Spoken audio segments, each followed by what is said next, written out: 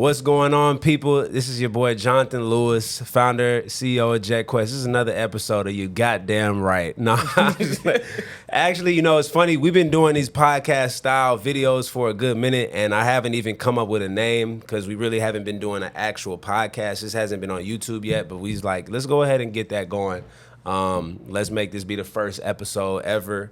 And when we get a name, we'll come back and edit this into the, the clips or whatever. But yeah, this is the Jonathon Lewis, the JetQuest, the lifestyle, the entrepreneurial, the what's going on in the world podcast. And I got my boy Shakeel Cooper here with me. Shakeel, what's good, bro? How you doing, man? Doing pretty good. Yeah, so just to tell the people, Shakeel is entrepreneur, serial entrepreneur, big time hustler, a father, super successful in what he's been doing, helping businesses get funding, everything from top to bottom. So I really want to pull him in because, we going into ventures together, and he's helping me with a lot of things. So, tell the people about yourself, bro. Who are you? Who is Shakeel Cooper? My name is Shakeel Cooper. I'm currently 31 years old. Became an entrepreneur at 20 years old, actually. Been full-time for the past 11 years, but what made me go into business was I've always saw my stepdad own his own business, and he was always home most of the time.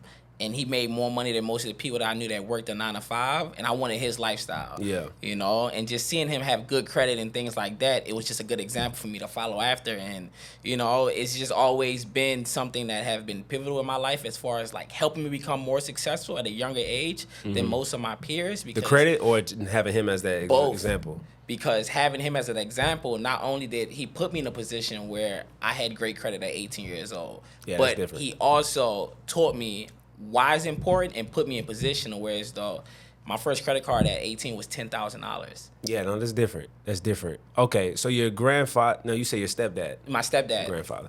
So you say your stepfather already, he was already utilizing credit and was an entrepreneur, working from home, and this was in the 90s? He's been a business owner for 30-something years now. Yeah.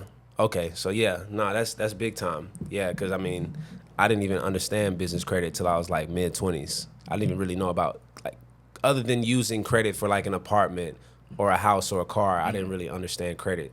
It's just a lack of information. So that's crazy, bro. So tell the people what is it that you do? What is your entrepreneurial endeavor right now? So right now, my endeavor honestly is to help other individuals utilize credit to get to their dreams. Because for so many years, I've heard people saying, man, I need to save up for this business, save up for this business. I'm like, it's easier to go to the bank and get a loan or get a credit card than it is to save up that $20, $30, $40, $50,000 that you're trying to save up on top of living your life to start a business. What do you say to the people man, it's not that easy because they've tried or they went to the dude who cleaned their credit.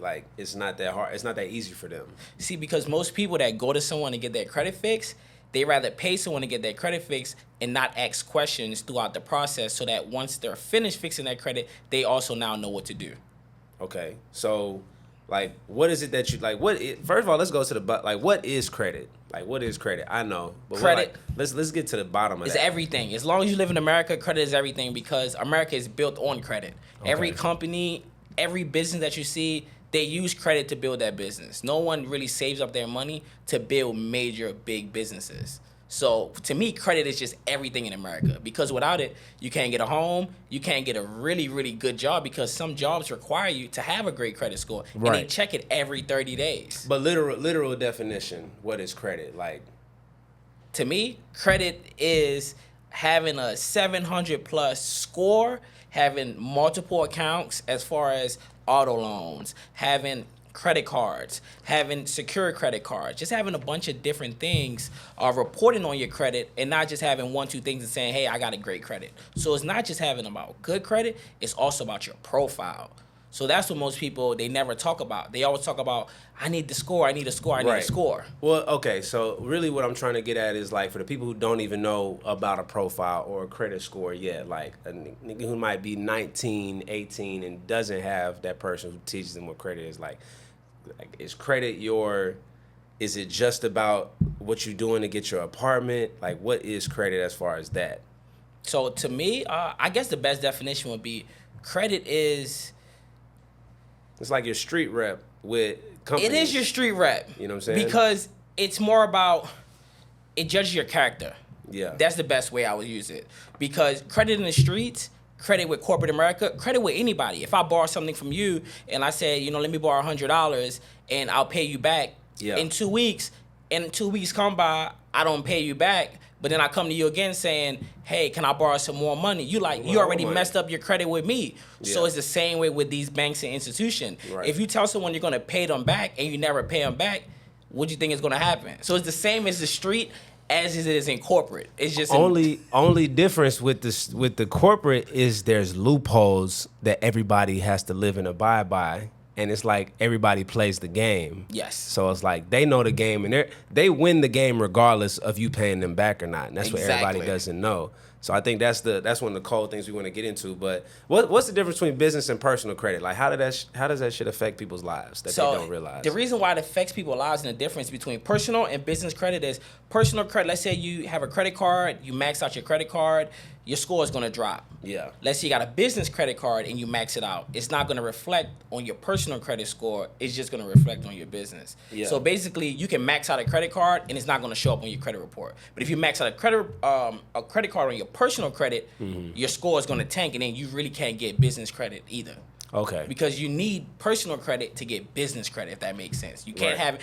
You can, but the real best way to do it is you have to have a great personal credit profile in order to get really, really good. That's how you get started. Credit. Exactly. So you have to have that first step. You have to have a solid A1 profile. Some people said, you can go around it, but I'm like, why? So once you get that solid initial first step, which is your personal credit being A1, then you transition and now you have established business credit.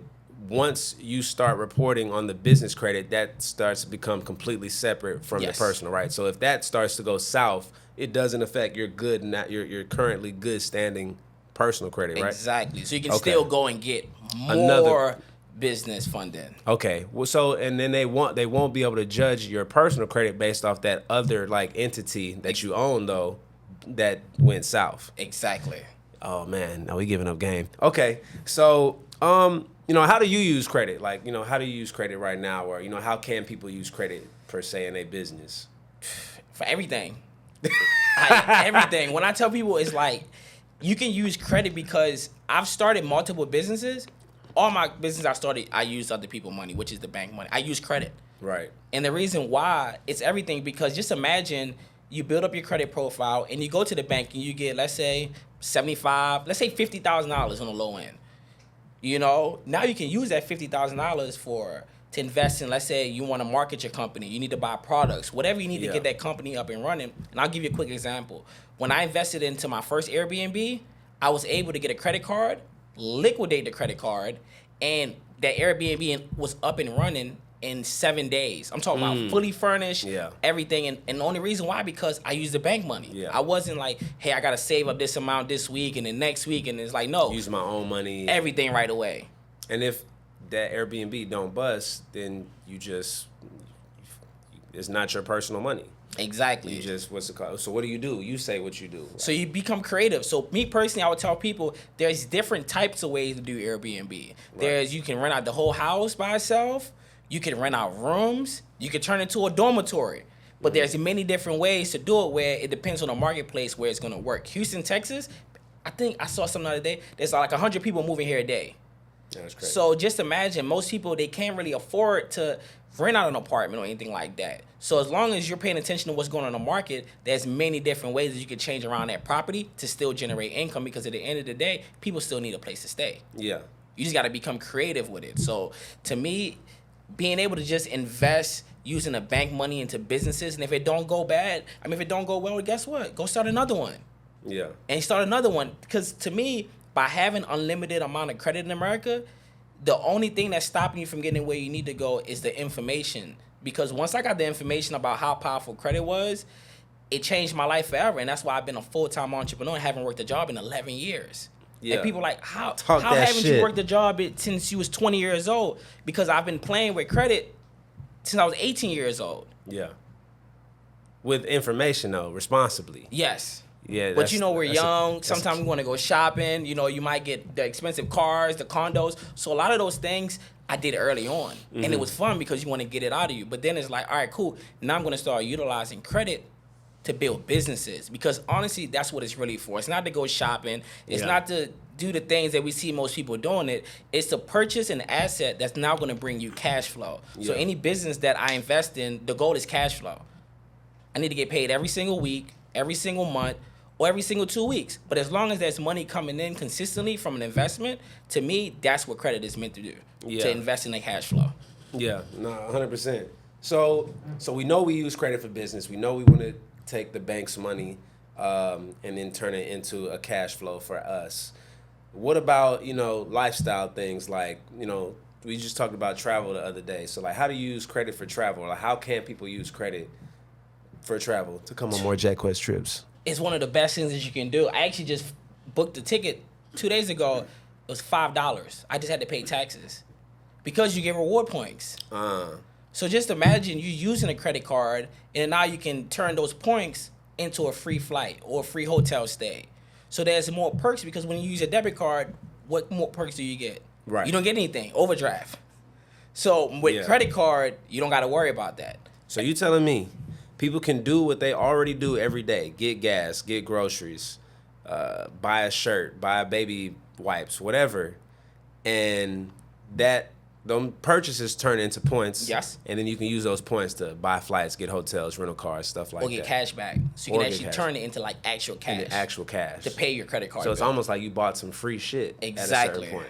It's like free money because there's so many perks that comes with it. So what are the best cards that you would think to tell somebody to get for those situations? So there's many different type of cards you can get. I personally would suggest American Express. That's what everybody go after. They also... Hey, pause real quick. Hey, I just want to let y'all know we going crazy on the first episode. You going crazy on the first episode. Go back. Got American Express. Yeah. They also got Chase, has a lot, like Southwest. I had helped a friend recently. Yeah. She got a $22,000 credit card through Southwest. Yeah. So now just imagine, she just booked a flight to travel, and she's not even worried about it, because guess what? The flight is free, because when you initially sign up, they also give you sign-up bonuses. So you get free money for getting approved for the credit card also. Got you. So then there's many different ones. There's American Express Gold. There's the Hilton. There's many different big hotels. They also have their own credit cards, signature credit cards with some of these major corporations. What would you say is like the easiest, I don't want to say lower level, but easiest for somebody who's just starting off, might not have crazy credit, but they can get in the door, right, and start building their credit up with a card that also has some travel benefits or rewards type of deal? I would suggest Chase.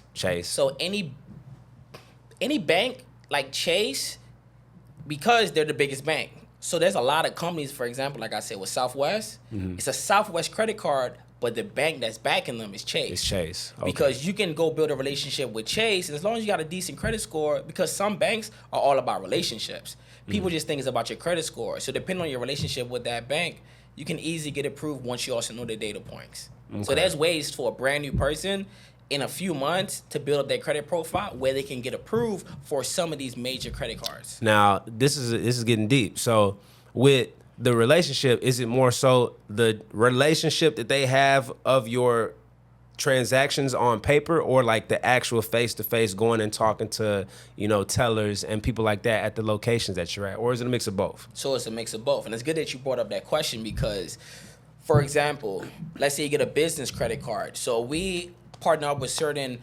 bankers, presidents, vice presidents of certain banks, whereas though you can go through those relationships, and 9 times out of 10, they'll approve you for a higher limit. Right. So I had a client that he went out there and he tried to get a U.S. bank credit card, and they gave him like $3,000. His credit score was like in the 800s. Right. But then we went through the banker that we knew, and then he got approved for $25,000, 0% interest rate for 18 months. So having those relationships is going to get you higher limits because you know that individual.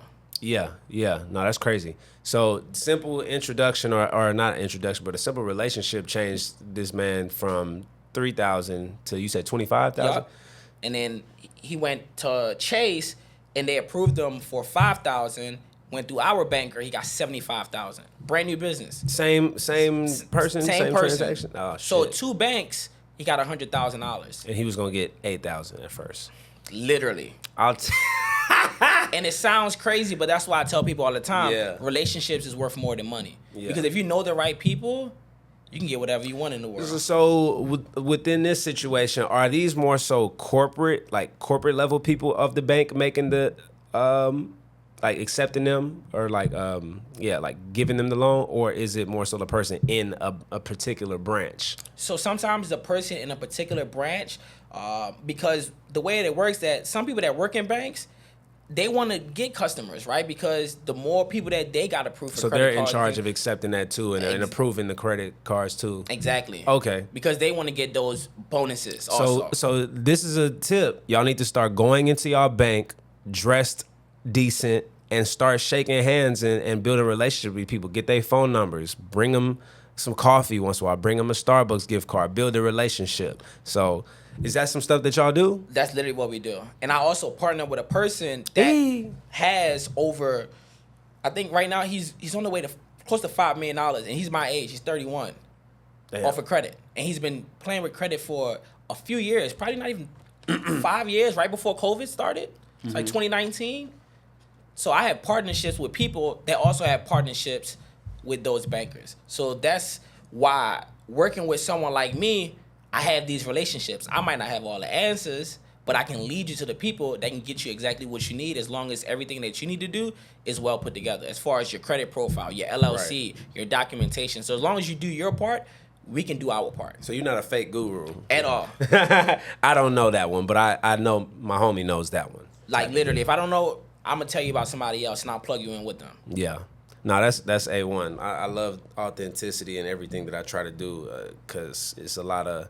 I was just posting on my close friends today and talking about how, everybody looks better when they work out. Everybody's happier when they work out. Everybody insides are better. You got more energy. Just all the benefits of working out. And then I posted like a video of some girl who had a transformation post, and I was like, I'm trying to tell y'all, you're not really ugly. You just don't work out or eat right.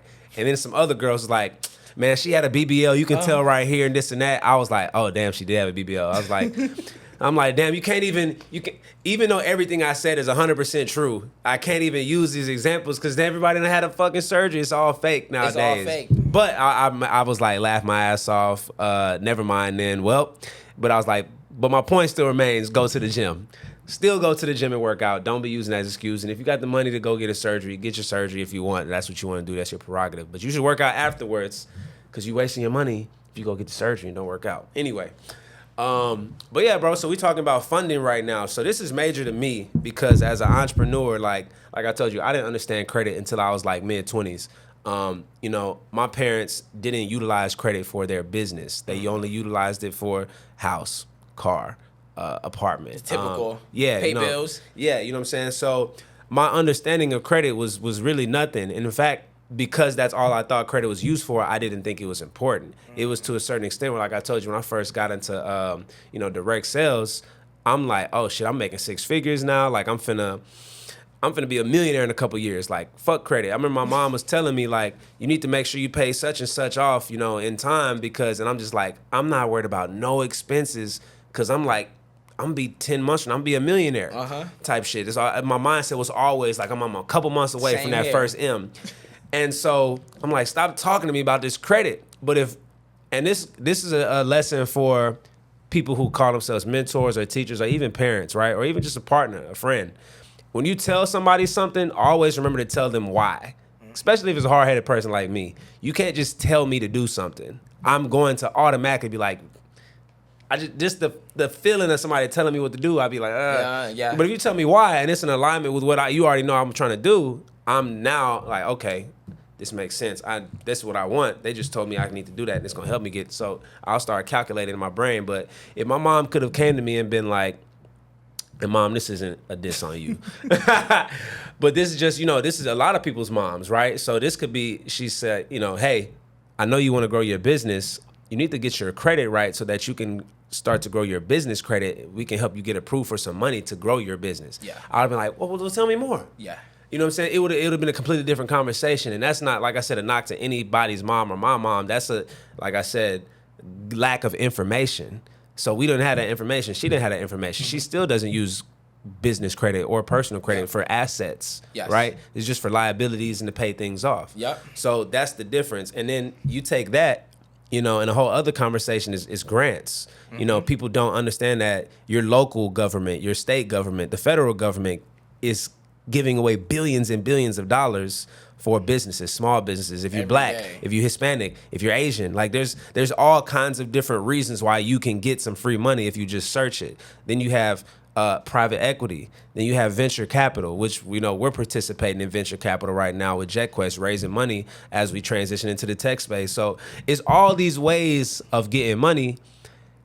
I, in my early 20s and earlier, thought people was getting millions of dollars and billions of dollars off literally like making that many sales organically. Yeah. That's what I thought. So I was, and the crazy part is, with that thought process, I still was like enough belief in myself, like if other people have done it, I'm going to do it too. Yep. But when I realized, oh, the people who are billionaires got hundreds of millions of dollars in funding to turn their company into that. Yep.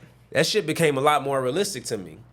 You know, and so that's what I want to put that into not just my hands, but like my family's hands, into more kids' hands. Like I want more people to understand like how the game is really played. Yeah. And you got to actually understand what money really is, but that's a whole different convo.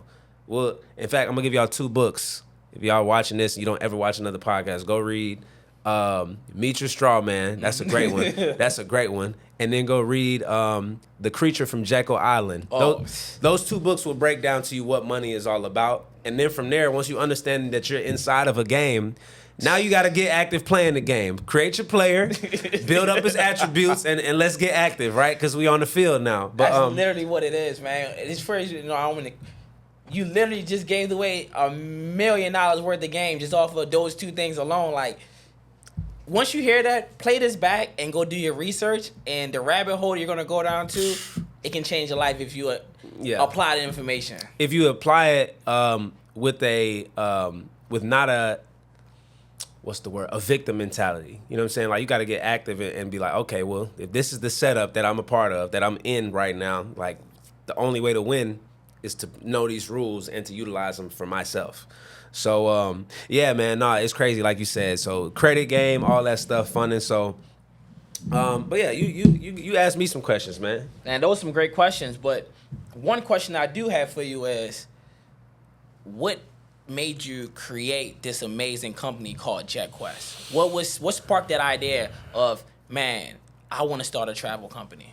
Okay, so you said you did MLM too. Yes. So I was a part of the world's #1 travel club for about 5 years, and made great money with them. Traveled to like over 30 trips with that company. And so that really sparked my love for travel. I had never really traveled outside the country before being a part of that company. I learned a lot about the industry. But that company had some major financial setbacks and ended up getting purchased by a whole other company because they went bankrupt. They had to file bankruptcy. So it was a lot. It was a lot that had happened.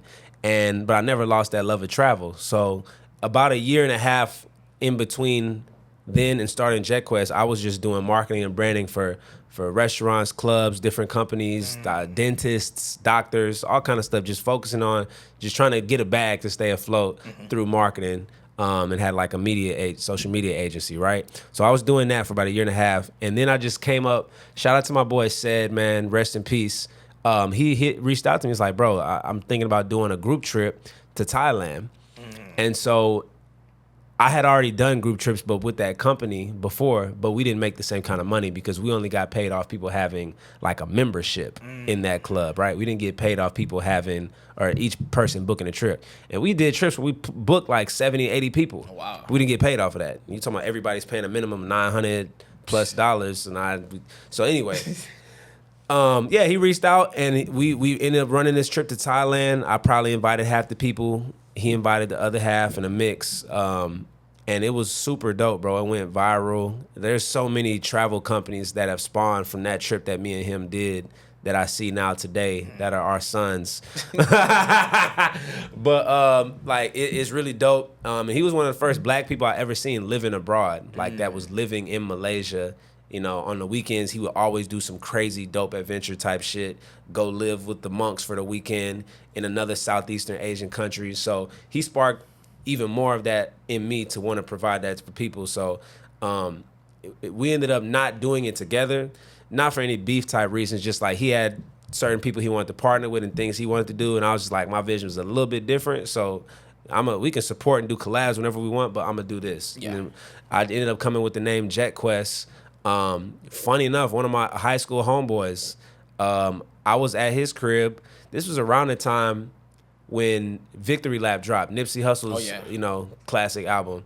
And we was listening to it, and there might have been some substances in the air, but he literally just came up with the idea of me to search synonyms for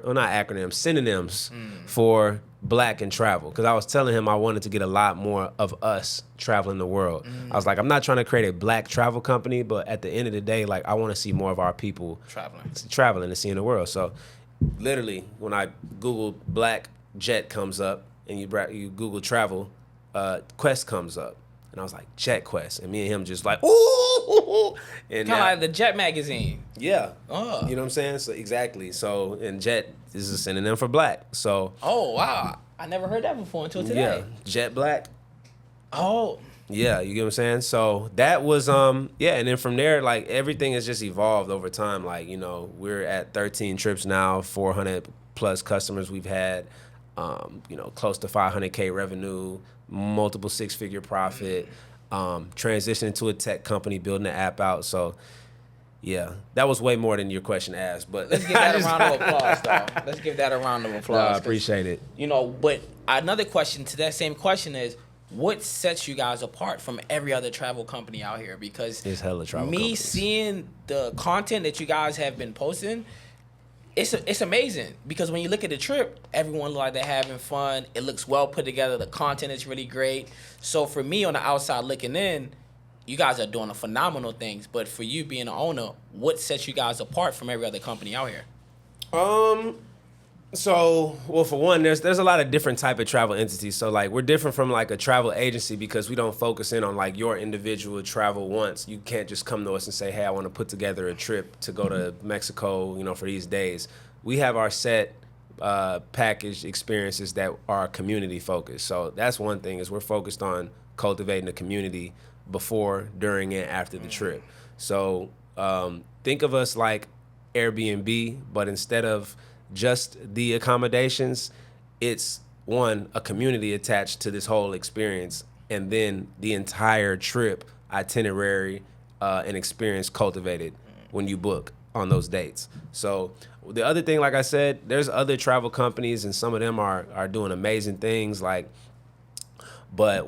they're not tech focused. They're not trying to cultivate like that community on their own IP or their own technology software that they're building out. Some of them aren't even building out software. They got their website and they're doing great, making millions, but they're not focused on cultivating and expanding into a platform. Okay. We're trying to build into a platform where the focus is the community, the focus is that social experience, and taking that social experience, that community, and then the convenience of a fully packaged group trip, and turning that into one big, the world's biggest travel club.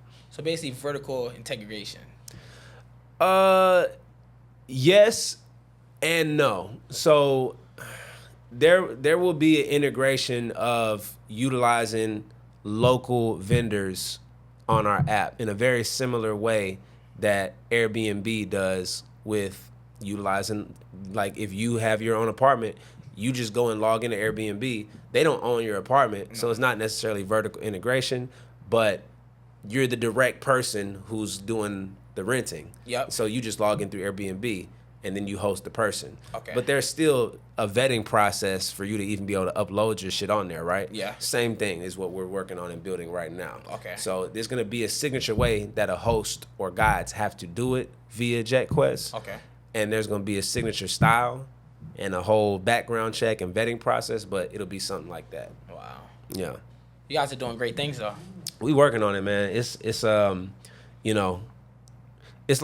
learning a whole new industry. When you start a company and you have one direction and then you start to pivot because you understand there's a chance for even bigger growth, like, this is essentially just a group travel company. And when I first started it and me and Seth had that idea, really the idea was like, well, shit, I'm doing, this amount like let's say $10K a month managing social medias and making content for people and doing marketing.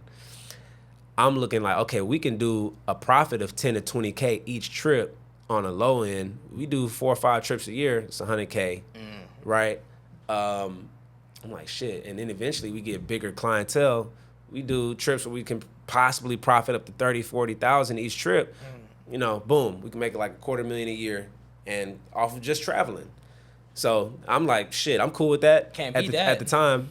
But then as we're doing it and we're seeing, the things that would make it easier for us to do it, I start coming up with all these ideas of like what would streamline our process as a business. And then we see the pain points of the traveler because we're traveling with over 400 people the last 3 years. Okay, these are the things that would make their experience better, simpler, easier, more convenient, all that. And then the only way to really cultivate that in a systematic way is incorporating technology, building your own software that you own.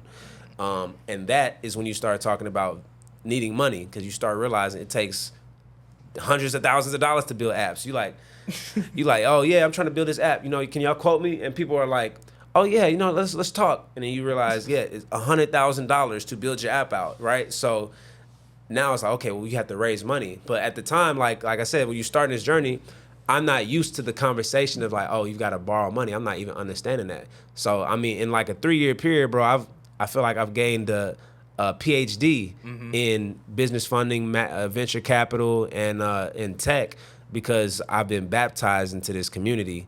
And I had great mentors. I've been recommended the best books in the industry, and I'm a practitioner in all of this.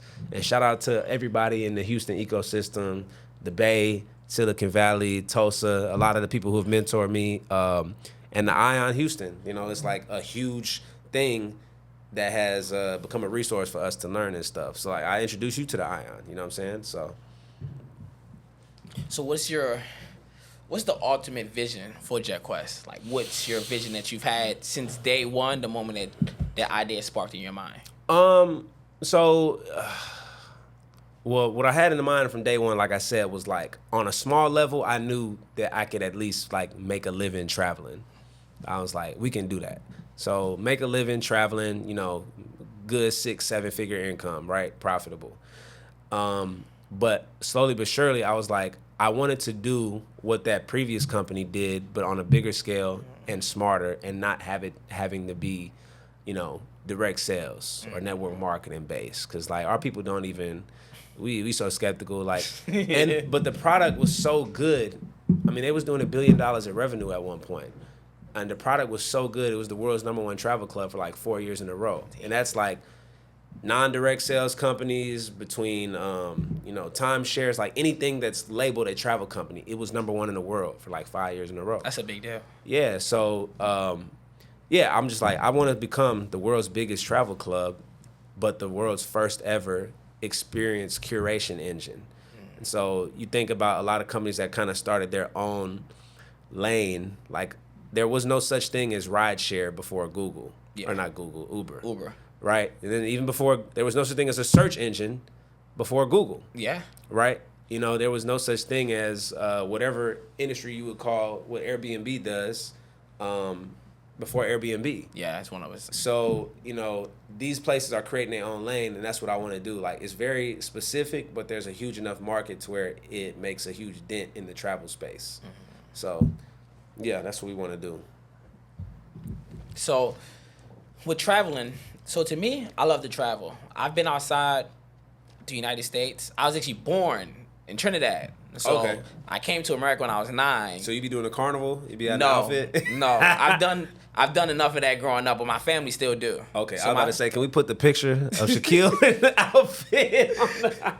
I used to go to the parade, walk for hours, That should be crazy. I've seen videos of people like end up breaking up with their significant other because they went there and then one of them wilded out. Yeah, because the way that it is like it's very sexual. It's very they call it whining, but it's like you could be in a relationship and go dance with somebody else throughout the whole thing, and it's nothing. Right. It's like, but it looks very aggressive. Exactly. But culture-wise, they don't care. They don't care at all. Like you're not gonna hear about it. If you're not secure and you're not from that culture, don't go do that at all.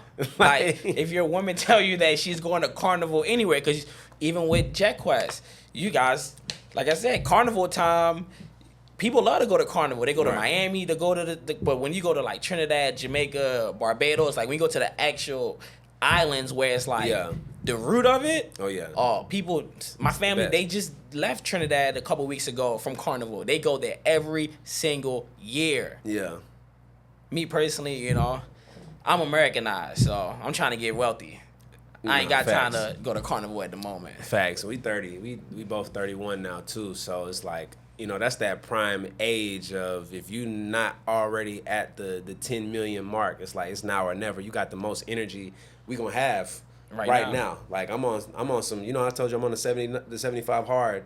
I'm like trying to be in the best shape I've ever been and rewire my brain for success. Like one thing I'll say is being proud of yourself, doing things that can make you proud of yourself is like the best thing you can do for success, even if it's a small thing. And like this has been, I'm on day 69 right now. But yeah, bro, like I be looking at myself in the mirror like, yo, I'm really like puffing up a little bit, right? The abs done came back, but I'm not cut up like I was in college where I was skinny with abs. Like I'm like 195 with abs now. No. And so I'm like, I'm proud of that. I'm proud that I had 100 excuses. Like I had 2 family members pass while doing this, a trip to Mexico. I could have easily got distracted and had a couple drinks in Mexico and broken the rules of the challenge, but discipline. So I stuck through it.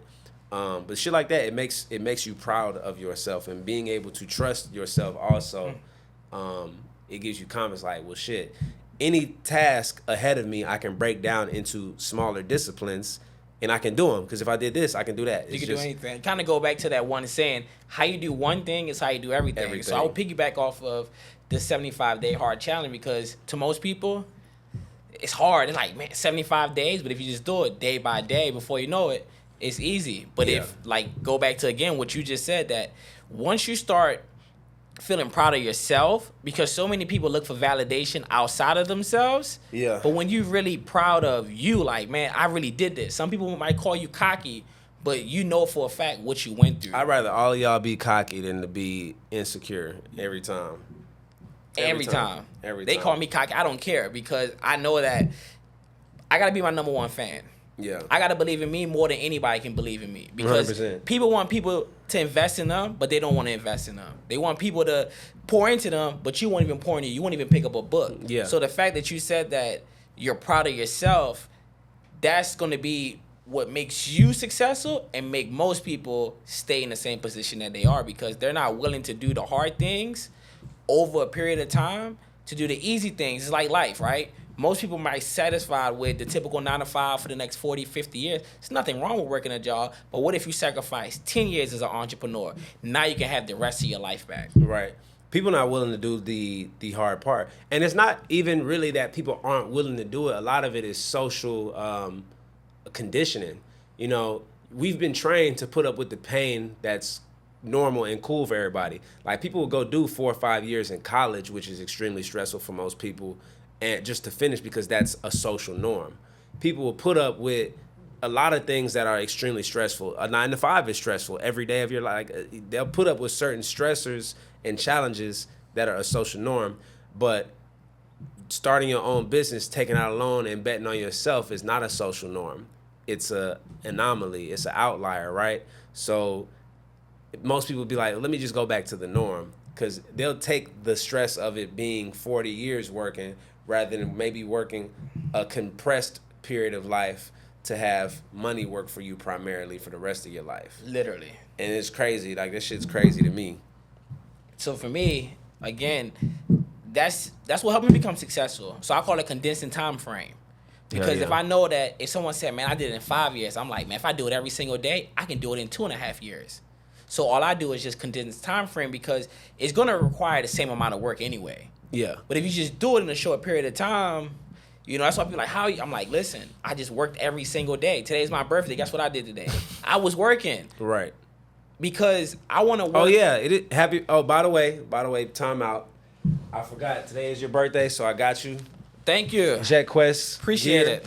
We got more where that came from too, but just something to have on camera too. Thank you. Yeah, but you were saying? Yeah, that, I just put in the time now. I don't plan big trips. I don't have big parties. I know some people that they'll save up and spend $5,000-$10,000 just on a birthday trip. Mm-hmm. But when it comes time to start and invest into that business, I don't have the money. They can't figure out ways how to get the money to start that business, but you can figure out ways how to get money to go on a trip and have a good time for a week and then come back home and complain about, I don't want to go to work tomorrow. Or you see those people that take me back to such and such. Every month they tell you take you back, but if you just build up that business, you can go back every single week if you wanted to. Yeah. So for me, it's just sacrifice at a young age, and a lot of people don't understand that when you're young, you got time, you got energy, and you got more ways to make more money than if you was 50, 60, 70 years old with more responsibilities. What's some of the sacrifices that you had to do, or like what does sacrifice look like to you? Everything. I tell people you got to go broke to get money, meaning that invest it all.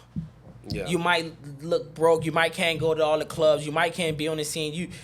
People want to shine before they grind. They want to look like money, but they don't want to actually put in the work that it takes to not just make money, but to maintain, because there's a lot of people that make money. 2020 showed us, guess what? Everybody was rich. Everybody was rich. People violence was down. Like crazy in people trips. Talking about people buying courses. Oh, it's $10,000. I got it. People, but imagine that was your life for the rest of your life. Yeah. Imagine if 2020 was your year every year. Mm-hmm. Imagine if you got a check from the government every single week because you started a business and now you got a partnership with them. Yeah. So for me, I just it's just sacrifice. But I promise you, I've made a lot of money. I've lost it. And every time I made money, I just put it back into business. Because at the end of the day, what you put in is what you're going to get out of it. Some people want to make six figures, but they're not willing to invest six figures to make six figures. Mm-hmm. So for me, it's just the money that you make, keep putting it back into the business. Even when it comes to certain things, investing into yourself. People might look at jewelry and little stuff like that, but it's all marketing. Right. Because some people might not want to do business with you if you don't look like you got money. Yeah. Because they said the Lord judges on the inside, but people judge on the outside. Mm. So if you see a person that look homeless, but they might have homes and all of this stuff, you're just gonna judge them based upon what you see. Yeah. But because we live in that world, you gotta invest into yourself. Meaning that as a guy, I'm gonna use a guy example. You gotta look sharp. You gotta look clean. You don't gotta wear a suit all the time, but keep your hair cut. Stay fresh. Stay fresh. Smell good. Yeah, niggas. Brush your teeth. Like put lotion on. Like just you a walking billboard. Yeah. So for me, what I understood was that just by me investing back into myself, that was the best investment I've ever done. I would go broke any day to reinvest in me because I know that as long as I invest in me, I am the business, and I can go into any industry. And it's not going to take me long to master it because I'm willing to put in the money, but more importantly, I'm willing to put in the time, energy, and do whatever it takes to learn that industry. Yeah. And it's crazy you said that because that's one of the things, like, rest in peace, Nipsey Hussle. He was one of my, favorite rappers all the time, for real, just off of rap. But then when he started dropping a lot of interviews, it just made me even more of a fan because his mindset was so, elite, like really. Dude was a genius business-wise and just like culturally. But he talked a lot and he was so transparent, right? But one of the things he talked about was, when he transitioned from hustling to trying to go full-time with music, he talked about how he went from, picking up a couple thousand here, a couple thousand here. Every day. Every day as a young hustler, sitting on rims with chains and Rolexes to stopping that and being in the studio all day and maybe having $40 for the whole week. Yep. And he was like, girls started treating him different. Yep. People start showing him like less respect as a hustler, right? Because it looked like he was falling off. Yep. And that's shit that a lot of people can't deal with. And a lot of people not even doing it in the streets, just on a regular level of, I started my new business on Instagram and now your friends on Instagram know you have your business, but it's not going to boom the first 2 years. And so they can't go through that period. But that shit is a real mental juggernaut, especially to have this level of admiration from people and then for it to go here. Some people already don't have admiration. So it's like, you ain't got nothing to lose. Just go get it. But yeah, I love that story because it's so real because people don't talk about that. They just talk about the, yeah, I hustled, I sold this, I did that, and now I'm I'm $1 million rapper. But it's like, what did that really look like for your transition? And it's hard because in any industry, it's the same way. I've been through that same, and it's like Me too. People think you fall off. But whole time it's like, man, how's that little thing you doing? You still doing that? Yeah, I'm still doing it. Literally, it's working. I had a client hit me up yesterday, and they was like, hey, do you still do credit? And then I was like, yeah. There's like, I hit you up a year ago. Me and my husband had wanted to, do the credit. Sometimes people, they might just hit you up originally, and they might wait a whole year to hit you up again just to see that you're serious about it. Because most people that start something, they don't never finish. Yeah. So for me, it's just seeing that and just like, by you putting in that time, I mean, random people text me and call me every single day. Just, hey, I want to get my credit done. And they'll pay that money. I've never met them, probably talked to them on the phone 1-2 times. But because they respect and they see that you started doing something and you're still doing it, I want to partner up with that person. But it goes back to what you were saying, that when you go from making money every single day to, not really having it like that because you're putting the money back into the businesses. But people, they don't see that because they don't see that you're wasting money on jewelry. Like me, I didn't start buying none of this stuff until I got to a certain point. But I invested in the businesses first. I just started wearing jewelry at 30 years old. Yeah. I never bought jewelry. I never cared about how I really looked. I knew I can dress up, wear a suit. I know how to be urban. I know how to fit in for the most part. But I'm not a designer person. I'm not going to the mall and blowing a bag to look like I have more money. I'm a white tee, black tee, jean. Like, I know how to rotate it. Yeah. Because I'd rather put that money back into these businesses than to be that person that look like money, that's standing at camp every single week. But when they leave out of there, they go home, they hate their life. Yeah. Camp is it's like a black hole for the city. I don't want to say camp is a black hole. The nightlife is a black hole. My bad, camp. I fuck with camp. But like just the nightlife as a whole is like in Houston, Texas, I see a lot of people come here and lose themselves in that shit, bro, for real. That and alcohol. And I wanted to go into this because bro, doing this challenge, it has gave me so much clarity. Like y'all know, so this is the rules for 75 Hard. You cannot drink. You got to work out twice a day, 45 minutes each. One of them got to be outside. You got to read 10 pages of a book. You got to drink a gallon of water every day, right? And you got to follow like a somewhat diet. So, and you take a picture every day. So those are the rules. So with the no liquor, did I say no liquor? But yeah, there's no liquor also. So with the no liquor, obviously that on top of drinking a gallon of water, your system is being like cleansed, bro. You're eating good. You're working out twice a day. You sweating. Your body is purifying itself. So I've really, off week 2, I was seeing how much clearer my energy was, how much clearer my thoughts were, how sharp I was in conversations.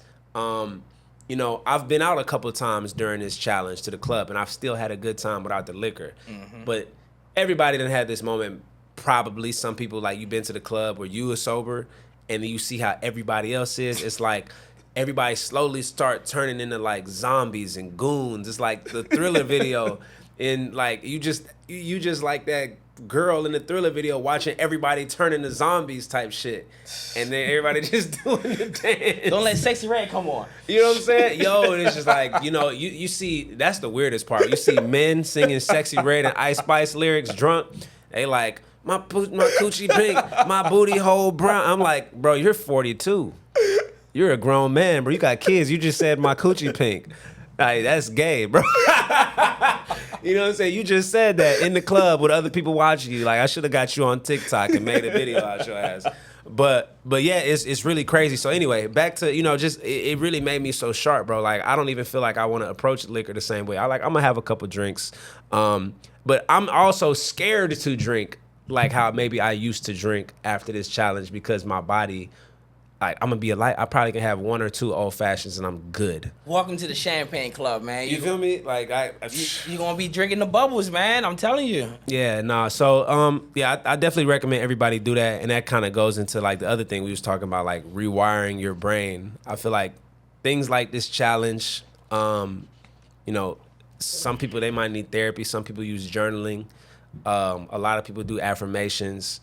There's a lot of biohacking that you can do to rewire how you think, because it's like, okay, you can become aware. Like we just talked about, a lot of us didn't even have that information to understand business credit or how money worked. And then it's like, okay, we do that. Now we want to go work hard on it. But a lot of us don't understand that our characteristics, like our actual human nature that we've accumulated over however long we've been alive, we're going to sabotage to it at a certain level every time because we haven't even healed other traumas, or we're not aware of shit that like was put into us from ages 1 to 20 or something like that. So, you know, one thing that I think is major, we got to remember, is your circle. Like, you will adapt to your circle subconsciously so fast.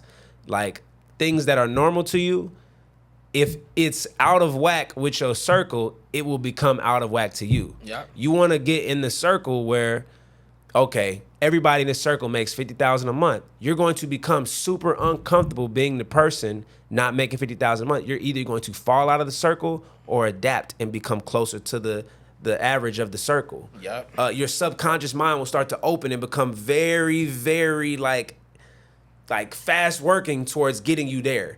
You'll start to see all the things that are the solutions instead of the problems and excuses to getting to become the average of that circle, right? You know, I've been listening to, what's it called, sleep affirmations. You know what I'm saying? Like, you understand how your brain works. We have different waves of brain frequency, right? So when you're like in the deepest sleep, that's when it's the most open. So I have these things talking to myself. You know, and some people are like, oh, that's kind of crazy, that's weird. Like, bro, It's not. When you understand how your brain works, like, do you do this? Bro, listen. You know what I mean? People I send this to, I listen to affirmations every time I sleep at night. Yeah. I listen to Bob Proctor, and he's repeating throughout, like 8 hours throughout the night, affirmations. Like, I am so happy and grateful now that money comes to me in increasing quantities through multiple sources on a consistent basis. And every single day that I wake up, I make money randomly. People hit me up all the time. I'm ready to sign. I make money every single day because I go to sleep listening to affirmations every day, and I've been doing this for over 10 years. Yeah. Like, consistently. Like, even if I'm laid up with somebody, we going to sleep listening to affirmations. Right. Facts. Like, literally. Facts. Ask about me. And you know what's crazy?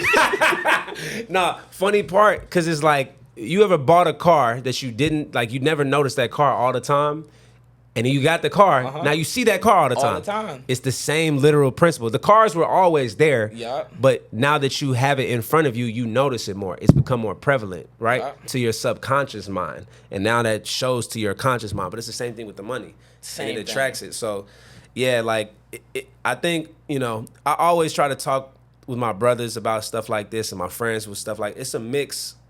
With me, I feel like my deeper conversations are always a mix of like quantum physics, how your brain works, how money works, and how the world works, right? And I feel like those are different games to understand the rules behind them.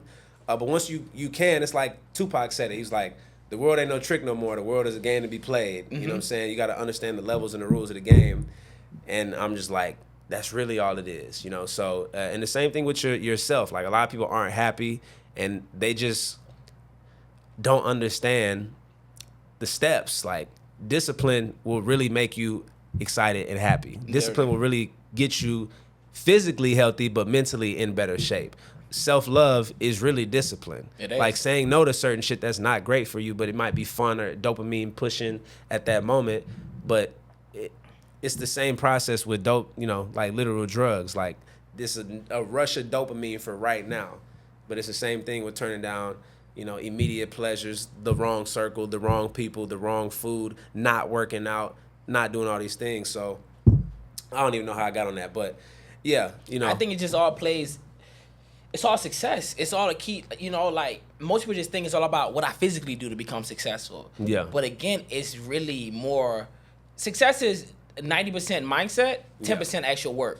And to receive money, on any time I rub my hand is because money about to come. And people, they don't understand that. I be talking to myself, like, I got affirmations, like, anything that I want out of life, I just speak it into existence. But more importantly, I do the work. So if you want a quick tip on how to become successful, don't just focus on the physical aspect of it. Listen to these affirmations. Start rewiring your brain. One of the first books that I read that changed my life was The Secret. And when I read The Secret, you know what I did? I went and got a vision board. And then I put everything I want on that vision board, and I put it on my TV. So me personally, I haven't really, I would say almost 11 years, I haven't really sat down and just in front of a TV and just watch TV just for pleasure. That's crazy. Like, I don't watch TV at all. I watch YouTube. I don't watch TV at all. No, that's crazy. And it changed my mind. I don't listen to the radio either. Because when you listen to the radio, what do you hear? A bunch of negativity. You might hear the songs, but those commercials is, this auto insurance. You hearing about crashing cars every single day, and then you wonder why you crash your car. Because you're in the car listening to the radio subconsciously, and whatever you listen to or whoever you hang around and things like that, your circle, whatever you surround yourself with is what you're going to be influenced with. And to piggyback again real quick, it's just for me, what I did was I separated myself. So for example, like you said, I don't drink alcohol. I drink champagne. Because a glass of champagne every now and then, it's not going to do anything to you. But if you're drinking alcohol 4 or 5 days out of the week, if you partying 4 or 5 days out of the week, if you're hanging around people that don't really got much going on, even though you love them, I got close friends that I love, but I got to see you maybe twice a year because we're not going down the same path. That don't mean that I don't love you anymore or I don't care about you. It's just that you can't be in my everyday circle, who you talk to every single day. I want to talk to people. I meet new friends. So I'd rather be around people, personally, that going the same way I'm going. They love entrepreneurship. They want businesses. And we could have met 2 months ago. Yeah. Compared to someone that I knew growing up my whole life, and it's like, you don't want more for your life.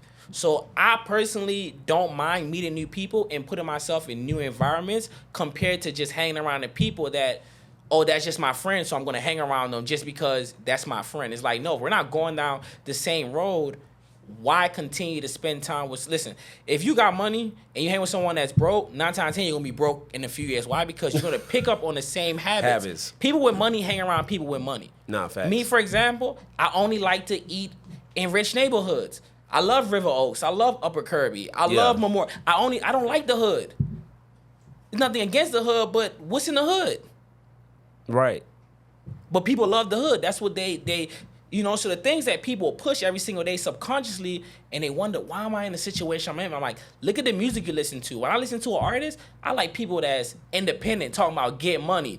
Just talking about ownership. Yeah. Like Nipsey. I listen to Nipsey so many times where it's like, man, they giving you the blueprint of the music, but some people choose to listen to people like, no disrespect, NBA Youngboy. You listen to Bang Bang, Shoot 'em Up every single day, and then you wonder why everything around you is chaos because look at the music that you're listening to. Yeah.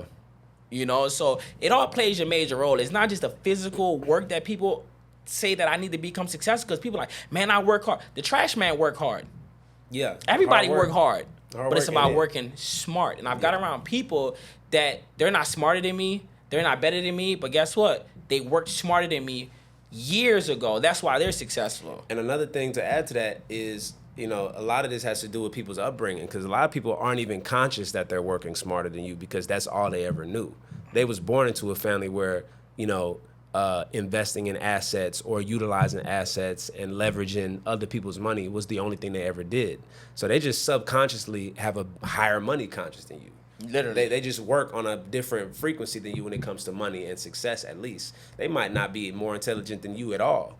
And they might not be working harder than you at all, like you said. But, and that goes into, like, knowing the game for real. Like, okay, there's a game on different levels. Like, we're black, we're African American. There's a whole different structure of shit geared to make sure we don't become successful. Yep. That's not an excuse for none of us. But we also know, like, the music, the television, it's all geared to make us, overly sexualized, not want to trust our women, not want to, start our own businesses, raise our kids, beat each other up, shoot each other. All these things that's in everything that we consume. Even the food is a weapon against us, right? Yeah. So it's all an understanding that from every level, it's somewhat of a game. And once you can kind of look at it and not feel like a victim or be like, damn, it's all set up for us to fail. It's like, hey, bro, play the game, win the game. Like, that's it. Like that's really it. So, man, this has been an amazing convo. Before we start to close off, tell the people, what does travel mean to you? And where do you want to go next? To me, travel is everything because the world is such a bigger place. And I've always told people, my ultimate goal is work 2 weeks out of the month, travel 2 weeks out of the month, and do that every single month for the rest of my life. Like, that's literally, hard. Just pack my bag for 2 weeks out of every single month and just travel. and then come back home and just work for 2 weeks. So this has been my goal for many, many years. And one of the places that I always wanted to visit was Dubai. I'm actually going to plan on living in Dubai before I'm 40 years old. You're only going to Dubai this year. That's what I'm saying. Yeah. You know, so it's so many places, so many different islands that I want to travel to because for me, I was born on an island. So I traveled to America. So my view on the world might be a little bit different from someone that they only know their neighborhood. They only know their block. And it's some people that never left the north side of Houston or the south side of Houston. When it's a whole different world if you just drive in River Oaks. Completely different culture, mindset. Literally. You know, when I go to certain places where there's a lot of money with my son, even going to the park, it's different. You ain't got to worry about looking over your shoulders, like people walking their dogs, people, you know, you got security riding past the park. You can walk through the neighborhood and it's like, man, the air is different. Nah, for real.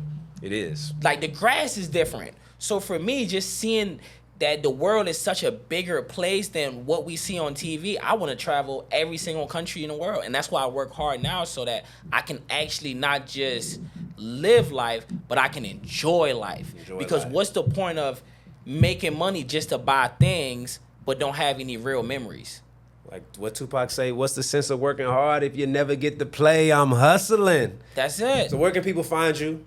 You can find me on Instagram at Shakeel Cooper, SHAKEEL. You can follow us at Credit Jump Solutions. And honestly, I would follow me. And the reason why I would follow me because when you find someone out there that's thinking different, that want more for other people, that actually care about giving back, and I'm not just doing what I'm doing to make money because I actually care about giving people the information that they can free themselves. You can go support your family. Because I learned the information. I'm like, man, if I would have learned this maybe at 10 or 13 years old, where could I have been now? Yeah. But I had got a head start in life. So because I have that head start and I know most people don't, to me, I'm like, man, if you just had this information, your life will be totally different because that's been the difference between my life and all of my friends growing up. It's just that I had a head start. My stepdad put me in position.